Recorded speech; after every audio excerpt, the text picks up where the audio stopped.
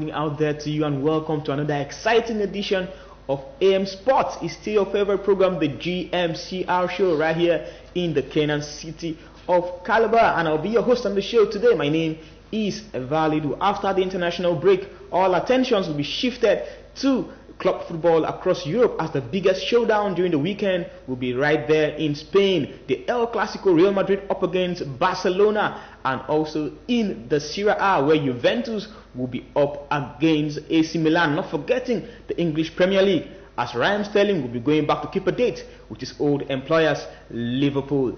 Taking a bearing down from the world of tennis, where Andy Murray suffered a collapse in form as a rejuvenated Rafael Nadal won their group match at the ATP World Tour Finals in London. Nadal edged a tight first set and then raced clear in the second to win 6-4, 6-1 at the O2 Arena. The Spaniard placed in the semi-finals was confirmed when Stanislav Wawrinka beat David Ferrer 7-5, 6-2 in the late March. And Murray plays Wawrinka in his last group match on Friday and can still progress.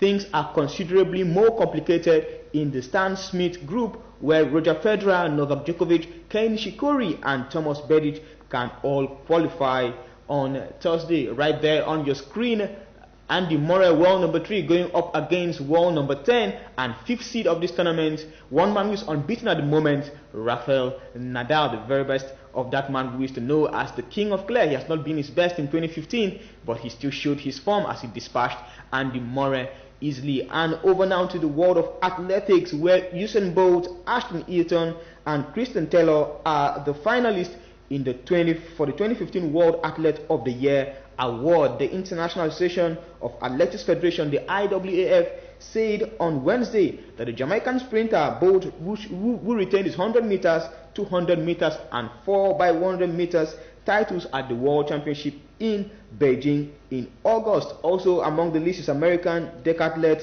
Ayrton, who is 27 years old, who won his second successive world gold with a world record of 9,045 points, including a world decathlon best of 45 seconds for the 400 meters. And the third man on that nomination list is triple jumper Taylor, who is 25 years old. He won the world crown with a North American record of 18.12 meters, the second best jump in history. While for the female category, 3 have been shortlisted, and they are Gezembe Dibaba, who won gold in the 1,500 meters in Beijing, and also Daphne Schippers, the Dutch woman who got the 200 meters gold. She got the better of Fraser Price out there in Beijing in August. And not forgetting the third person, Anita Lodazik of Poland. She is the first woman to throw beyond 80 meters in the world of the hammer throw. All these 3 nominees in the male and female category will be out there in Monaco jostling for the right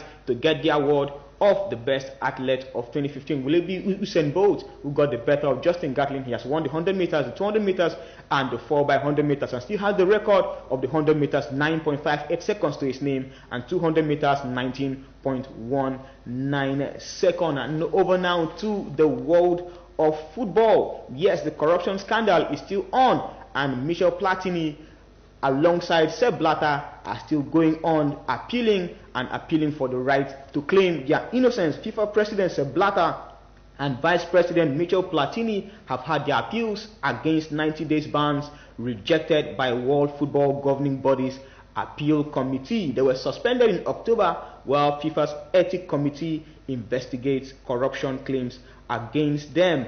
Blatter, with 79 years of age, is accused of signing a contract unfavorable to FIFA and making a disloyal payment to Michel Platini. Both deny wrongdoing and will appeal to the Court of Arbitration for Sport. Sepp Blatter has been around FIFA for the last 40 years, and he wants to clear his name before the inaugural convention in February 2016. He says he's innocent and his appeal is still on. Not forgetting Michel Platini, who worked as a technical advisor for Sepp Blatter between 1999 and 2002. He was paid a huge sum of money, and that has been the issue of concern at the moment. It doesn't get better when it is FIFA. Corruption, money laundering and racketeering is always the issue of the day. And away now to the biggest showdown in Europe, where Barcelona will be up against Real Madrid at the Santiago Bernabeu this weekend. Let's take some highlights and see how these two teams are preparing, not forgetting Lionel Messi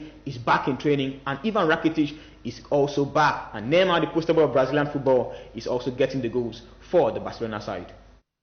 Talk surrounding the world of football centers around one match. Real Madrid entertained Barcelona in the first Clásico of the season.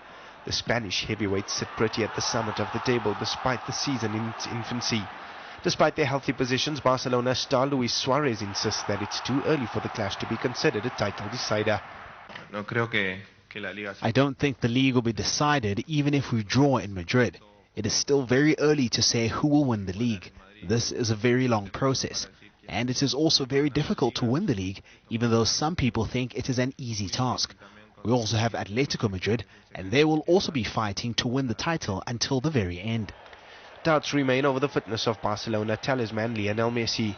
The Argentina international has been out of action since September with a knee injury, but returned to training this week. That will be the decision of the coach and the medical staff based on how he feels. He has been training with us during the past few days and feels good. But it all depends on the time of recovery, because this is a lesson that if not properly treated, it could lead to other further injuries in the future. Suarez and strike partner Neymar, however, have been in fine form in the absence of Messi. They have accounted for 20 of Barca's 23 goals since losing the Argentine to injury. Neymar is La Liga's leading scorer with 11 goals, 2 more than Suarez. It gets better day by day, not only because we understand each other on the pitch, but also because of outside we have a good relationship, and neither of us wants to feel above the other or start a competition between the two of us, because we know it won't be good for the team. Whenever Neymar scores 2, 3 or even 4 goals during Leo Messi's absence, I enjoy it very much. We're both conscious that Leo is the best player in the world, and we will always understand that. Barca head into the first Clásico of the season on the back of a 4-match winning run in La Liga. They are 3 points clear of Real at the top of the standings, but lost 3-1 at the Bernabeu last season. It doesn't get better when Real Madrid takes on Barcelona. Messi, Neymar and Suarez scored a total of 122 goals, and Barcelona at the moment with Neymar are proving that there is still life after Messi, as Neymar, the poster boy of Brazilian football, scored that wonderful goal which you just saw on your screen. But the major concern for this weekend will be the security issues, as the 80,000 capacity Santiago Bernabeu will be heavily guarded by policemen. There will be about 1,400 policemen in attendance to help safeguard the stadium from any terrorist attack. We just heard that last week Friday there was an attack in Paris that got the life of about 129, and in Europe there have been threats here and there in terms of bombing and other terrorist attacks.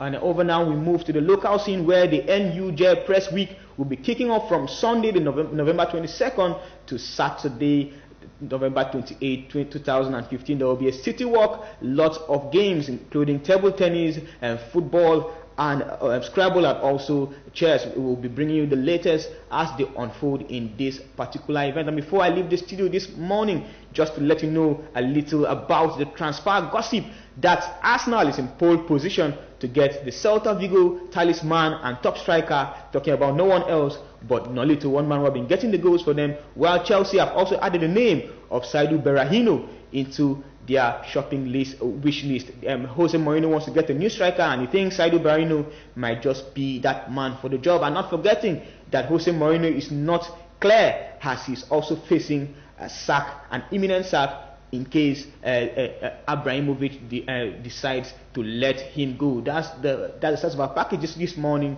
You can join me on radio by 9:30 a.m. 105.5 is the frequency, and Paradise FM is the station. Good morning, Crossriver still continues shortly. Don't touch that dial. They currently sit 9th in the Barclays Premier League table, 9 points behind the leader, Manchester City. But that's not bad, according to Gareth Barry. We saw the fixtures straight away. We realised we had a really tough start. You know, we're sitting mid-table at the moment. You know, having some good performances and some equally frustrating ones too. But you know, it's important we don't really look at the fixtures too much. We concentrate on ourselves. You know, we realise we're capable of playing some good stuff and on our day beating anybody. Without a league win in October, Everton look like they're turning things around in November. Just 4 points behind Spurs now in 5th spot, and in their next set of fixtures, the potential to play catch-up. Not that Barry is underestimating their next opponents, his former side, Aston Villa.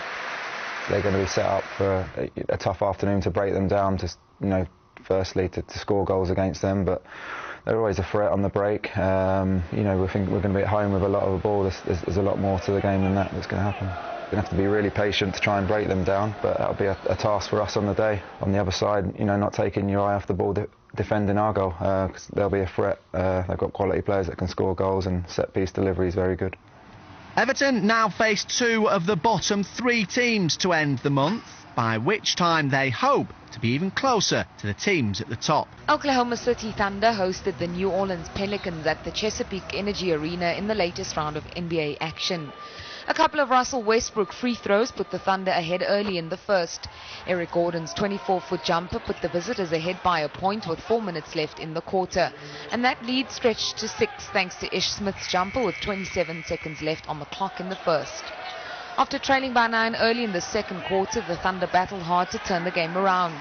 They outscored the Pelicans by 32-18, Enes Kanter chipping in with 12 of those second quarter points as the home team led 53-45 at the break.